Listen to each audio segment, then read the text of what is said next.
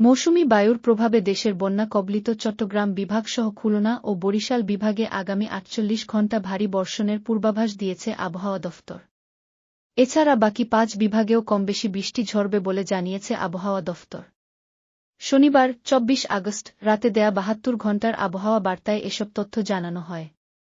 এ অবস্থায় আগামী ৪৮ ঘণ্টা খুলনা, বরিশাল ও চট্টগ্রাম বিভাগের অধিকাংশ জায়গায়, ঢাকা বিভাগের অনেক জায়গায় এবং রংপুর, রাজশাহী, ময়মনসিংহ ও সিলেট বিভাগের কিছু কিছু জায়গায় অস্থায়ীভাবে দমকা হাওয়াসহ হালকা থেকে মাঝারি ধরনের বৃষ্টি ও বজ্রসহ বৃষ্টি হতে পারে।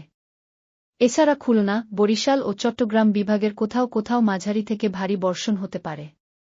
এ সময় সারা দেশে দিনের তাপমাত্রা সামান্য হ্রাস পেতে পারে এবং রাতের তাপমাত্রা প্রায় অপরিবর্তিত থাকতে পারে। পরবর্তী ২৪ ঘণ্টায় চট্টগ্রাম বিভাগে বৃষ্টির পরিমাণ কমে আসতে পারে।